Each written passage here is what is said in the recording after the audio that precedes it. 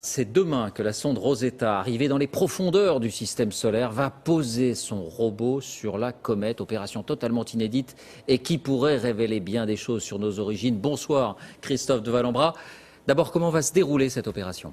Eh bien, voici l'objectif. La comète Churyumov-Gerasimenko 67P. Vous savez, c'est cette comète qui passe tous les 6 ans et demi autour du Soleil.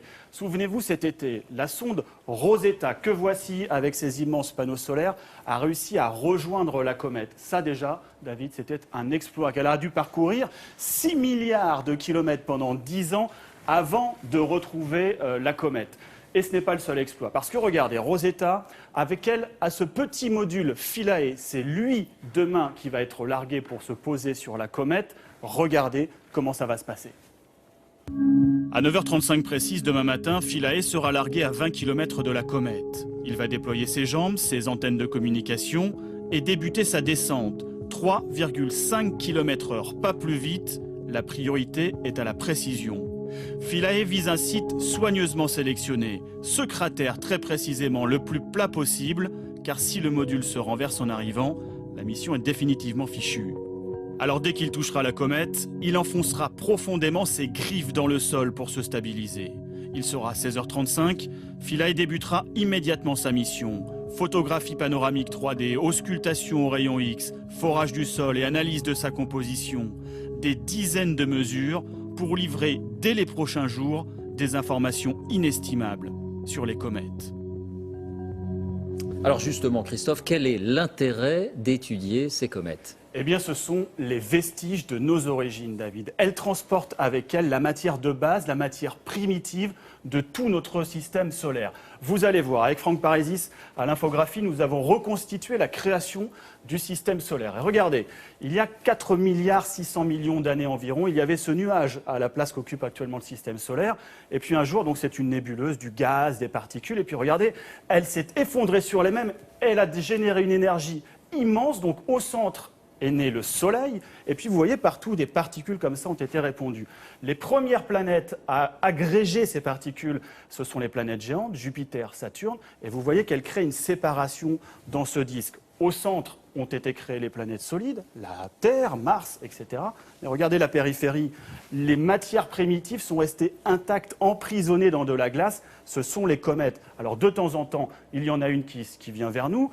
Tant mieux, nous pouvons l'étudier. L'étudier, c'est mieux comprendre les origines du système solaire et son évolution. Alors, comment est-ce qu'elle se présente, cette comète ? Eh bien, c'est ce qu'on a imaginé avec le professeur Jean-Pierre Bibring, astrophysicien et responsable scientifique de la mission Philae. Regardez, venez voir, venez visiter la comète. Quand on arrive sur cette comète, ce qui frappe tout d'abord, c'est sa couleur.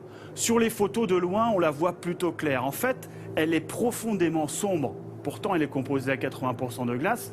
Mais regardez, au fur et à mesure de ces passages autour du Soleil, tous les 6 ans et demi environ, la surface de glace fond petit à petit.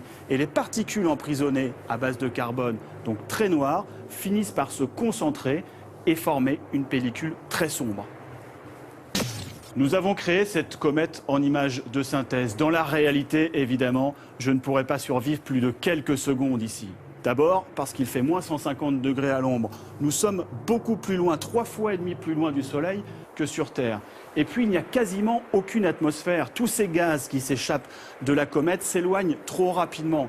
Ici, ça sent un petit peu l'œuf pourri, le sulfure d'hydrogène. Ça sent également l'alcool. Il y a du méthanol qui s'échappe. Et puis, il y a aussi du CO2, du cyanure. Rien de vraiment plaisant.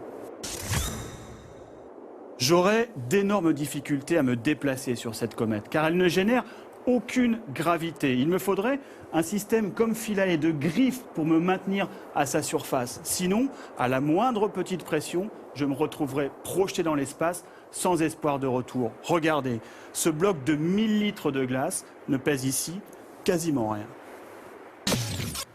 Le sol de cette comète est sûrement très friable. Regardez. En fait, elle est très poreuse. Sa masse atteint 3 milliards de tonnes, mais pour un volume immense, 3 km sur 5. Et en plus, elle est composée à 80% de vide ou de gaz. Cette comète, posée sur l'océan, flotterait. Ce qui nous amène sur cette comète, nous les hommes, c'est cette poussière. Sûrement très fine.